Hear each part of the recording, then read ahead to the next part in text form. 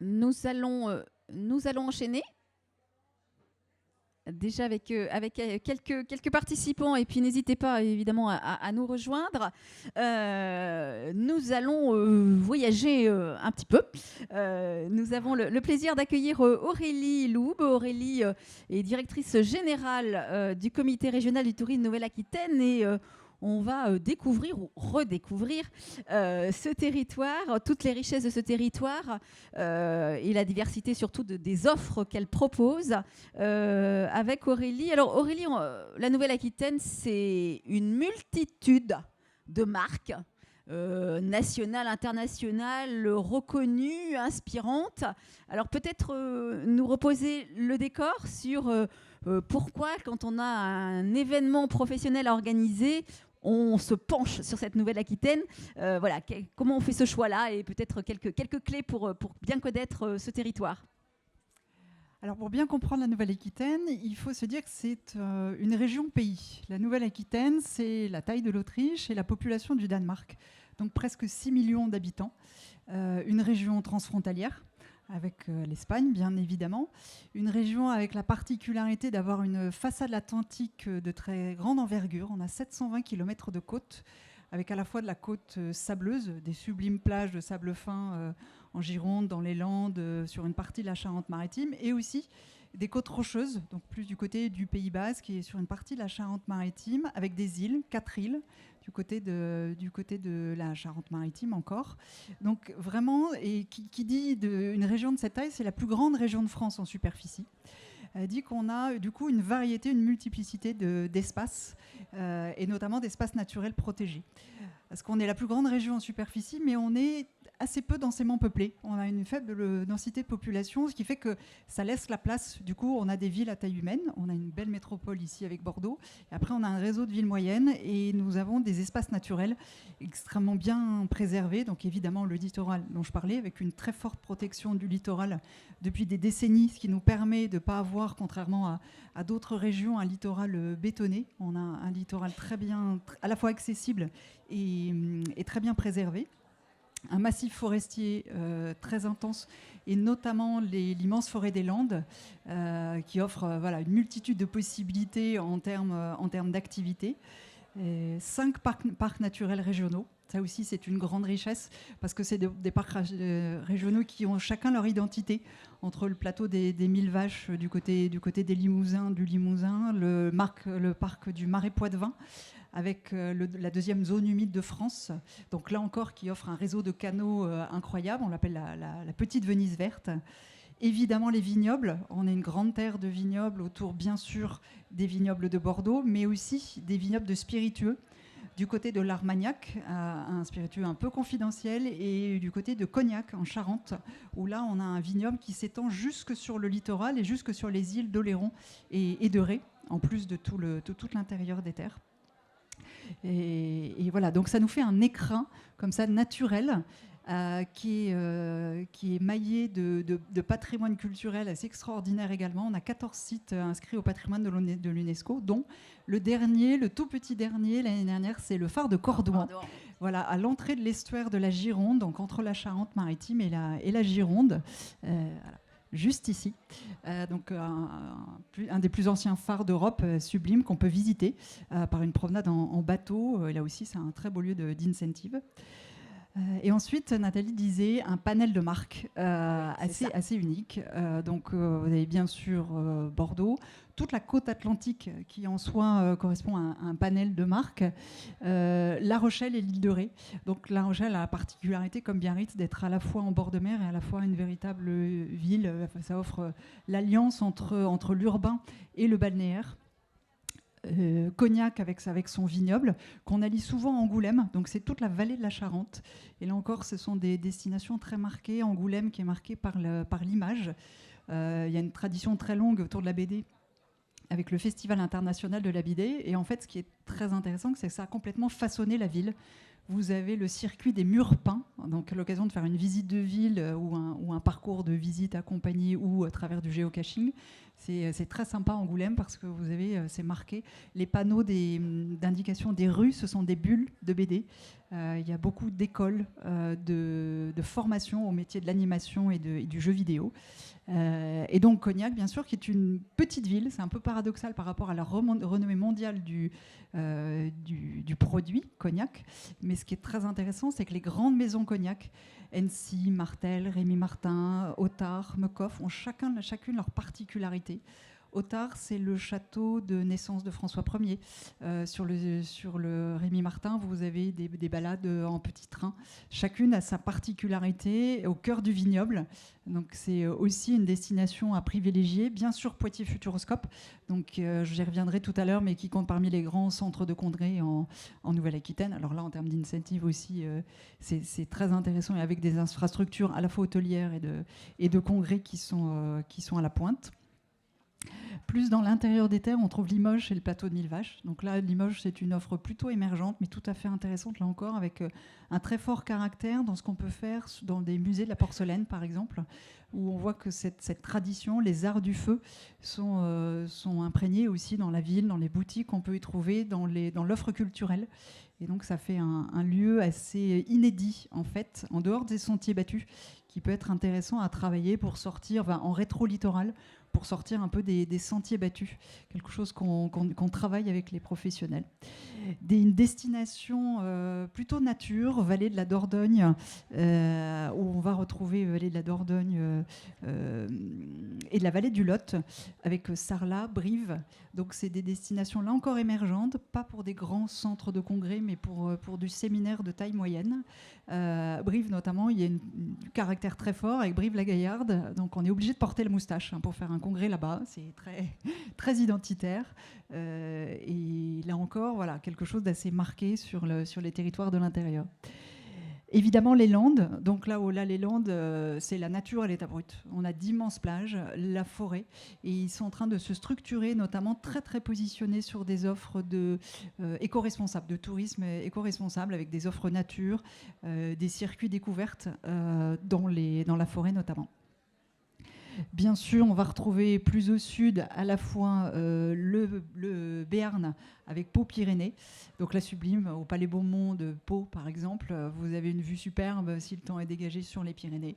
Et après, bien sûr, tout le Pays Basque avec Biarritz comme tête de pont, mais aussi Bayonne qui dispose d'une offre qui se densifie.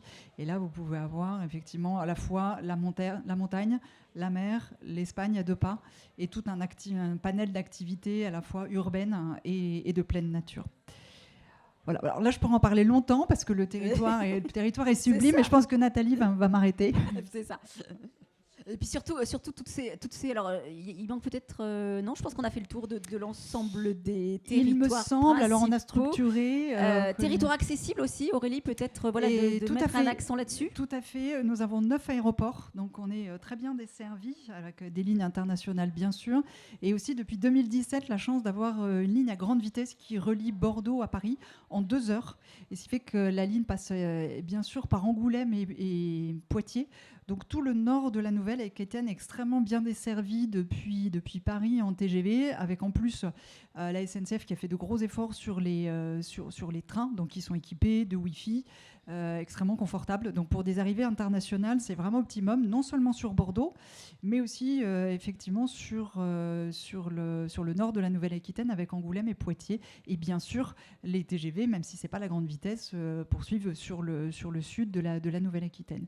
Donc un réseau ferroviaire et aérien idéal en fait pour être relié. À la fois, vous avez toutes les caractéristiques du sud-ouest avec tout l'art de vivre, la gastronomie est très très importante chez nous, entre tous les produits du littoral avec les huîtres de Marennes-Oléron, du bassin, le foie gras. On est la région où il y a le plus grand nombre de produits sous signe de qualité. C'est-à-dire, c'est pas seulement les recettes ou les produits emblématiques, mais il y a vraiment, on est la première région agricole de France.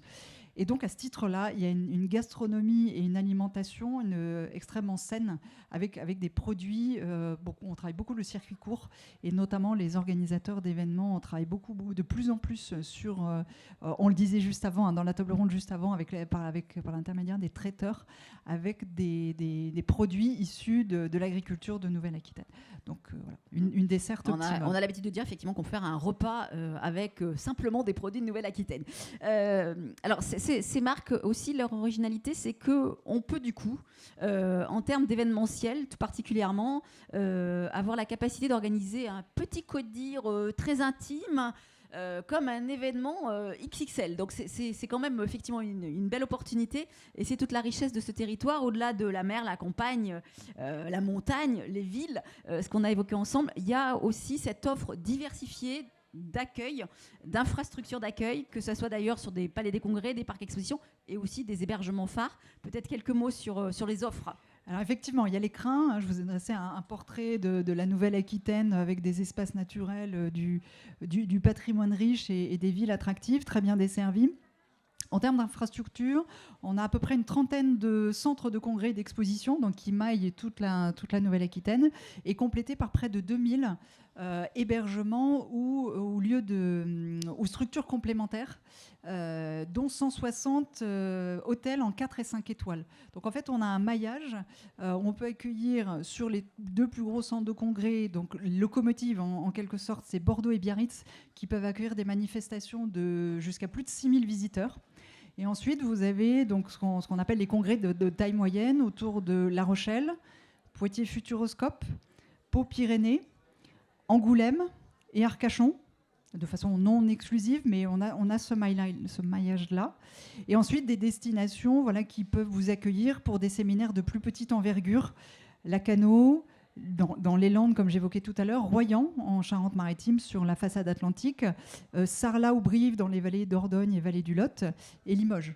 Donc voilà, on a toute cette typologie de la grande manifestation internationale en capitalisant notamment sur nos aéroports, Bordeaux, Biarritz notamment, et ensuite des destinations qui peuvent être jusqu'à très intimes, et on développe de plus en plus le sur-mesure et des choses qui portent l'identité et les valeurs du territoire.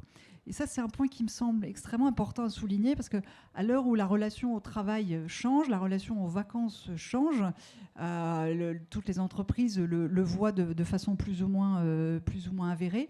Mais je pense que le tourisme d'affaires, on a cette approche-là de pouvoir s'adapter à ça et proposer des choses qui aient vraiment une identité forte, en lien avec le territoire, en lien avec son histoire, et avoir du caractère, et pouvoir faire vivre d'expériences et pas simplement accueillir des manifestations. Et pour ça, le fait d'être une région comme ça plurielle, avec des identités particulières et diverses, c'est un véritable atout pour la Nouvelle-Aquitaine. Authenticité et agilité pour pouvoir répondre au grand nombre de demandes. Et en plus, on a cette chance, effectivement, de cette offre diverse, de pouvoir vivre des expériences différentes. Et c'est vrai qu'autour du moment de travail, on a aujourd'hui aussi sur cette quête de sens pour pouvoir vivre la petite capsule territoriale. Et donc, du coup, on a aujourd'hui une destination qui est vraiment multivisage et qui a beaucoup de potentiel, notamment sur toutes ces activités qui agrémentent souvent le séjour professionnel. Donc, peut-être quelques pistes pour nous donner envie. Alors, les immanquables, évidemment, vous êtes à Bordeaux, je ne peux pas ne pas vous en parler. C'est toutes les expériences de nos tourismes dans les châteaux, dans les milliers de châteaux qui entourent notamment Bordeaux, où là, vous pouvez avoir des expériences diverses autour d'un vigneron, vraiment d'aller au plus cœur de la production dans les vignes et avoir des expériences très sensorielles autour du vin. Les maisons de Cognac, c'est un peu une approche différente, où à Cognac, vous avez à la fois les grandes maisons de grand prestige, où là, vous allez vraiment côtoyer le luxe, comme vous pouvez aller chez des plus petits producteurs, aller au cœur des vignes et découvrir notamment la double distillation du cognac, qui est une particularité mondiale, en fait, cette double distillation. Le musée de la porcelaine et les arts de la table. Alors, on peut avoir parfois une idée un peu désuète de la porcelaine de Limoges. Je n'ai pas dit ringarde. Et il y a des choses absolument sublimes de modernité et de finesse dans la porcelaine de Limoges qui sont à découvrir. peut-être pas très facile à transporter comme cadeau à venir, mais il y a des solutions pour ça. Bien sûr, en termes d'expérience, la Cité du Vin. À Bordeaux, la maison Bernard Magrez aussi, avec son voyage au cœur des vignobles. Là encore, sublime. Alors, mon petit coup de cœur, c'est Lascaux 4. Lascaux, du coup, en Dordogne, dans le Périgord. C'est la reconstitution à l'identique de la grotte initiale de Lascaux, qui est une grotte d'art pariétal absolument sublime. C'est une référence mondiale, où là, on a la possibilité de s'immerger dans la grotte avec toutes ces œuvres, parce que c'est bien de l'art dont il s'agit. C'est plus une découverte artistique, une découverte préhistorique. Pour ceux à qui la préhistoire dont je suis pourrait être un peu repoussoir. Mais là, c'est vraiment sublime. C'est un bâtiment, c'est un geste architectural au cœur de la vallée, creusé dans la colline, et avec un parcours de visite qui est tout récent, qui a été inauguré en 2017. Donc vraiment dernier cri, qui allie la médiation, l'humain et le digital. Donc voilà, c'est un peu mon coup de cœur, vous le comprenez. Des choses autour des golfs aussi, de nos resorts. Et puis la grosse tendance, et ce qu'on travaille beaucoup, parce que c'est caractéristique à notre territoire, ce sont les offres nature et d'écotourisme, où là vous pouvez avoir des balades équestres entre lac et dunes dans le Pays Basque, challenge écologique dans les Landes, une balade en catamaran dans le Pertuis devant La Rochelle. Il y a tout un tas de choses, et là encore c'est des choses qui peuvent se construire pour coller aux valeurs de l'entreprise ou de la filière. Et c'est ça qui est très intéressant, voilà, de pouvoir, dans toutes les démarches RSE en fait, qui sont en cours et qui émergent de plus en plus. Je pense que là, on peut apporter une vraie valeur ajoutée en fait, en termes de contenu pour vraiment atteindre les objectifs de la rencontre professionnelle. Des activités team building, des activités éco-responsables, ce qu'on appelle les green meetings, et puis effectivement, voilà, ce mélange d'authenticité, de contenu, de sens, de partage aussi avec les grandes maisons et puis les producteurs. Alors c'était un panorama très rapide, voilà, bien sûr. Alors beaucoup de destinations sont présentes aujourd'hui sur le salon, donc vous allez pouvoir aller découvrir plus précisément leurs offres, mais peut-être des petites questions, des petites précisions sur certaines destinations. Voilà, c'est un exercice pas simple. Oui. Alors, Bouchra, Vinci Group. Je voulais savoir au niveau des nouveautés, est-ce qu'il y a des grands projets qui arrivent dans la région? Je vois qu'il y a beaucoup de choses qui sont en train de se passer, beaucoup de choses qui vont pousser comme des champignons un peu partout. Quelles sont les nouveautés et est-ce qu'il y a quelque chose, je sais pas, en avant-première qui va arriver? En termes d'infrastructure, il n'y a pas de grosse infrastructure à ma connaissance. Alors, je vais prendre quelques précautions parce qu'on l'a pas dit, je suis en poste depuis 2 semaines. Donc, je suis accompagnée de ma collaboratrice Eva qui connaît parfaitement la filière. Vas-y Eva, je pourrais compléter. Oui, alors beaucoup de nouveautés. Je pense notamment à la réouverture du Palais des Congrès de Royan. Après, c'est vrai qu'il y a pas mal d'hébergements également qui se rénovent, qui réouvrent ou effectivement se créent. Ce qu'on n'a pas évoqué ici aussi, c'est que effectivement sur ces destinations Nouvelle-Aquitaine, vous avez la chance d'avoir des référents vraiment très spécialisés qui peuvent vraiment vous accompagner dans votre projet. Sur l'organisation, sur la personnalisation également de votre événement. Donc c'est aussi tout l'intérêt de pouvoir réunir ici tous ces acteurs et qui pourront vous proposer des offres très intéressantes en lien avec vos briefs et vos demandes.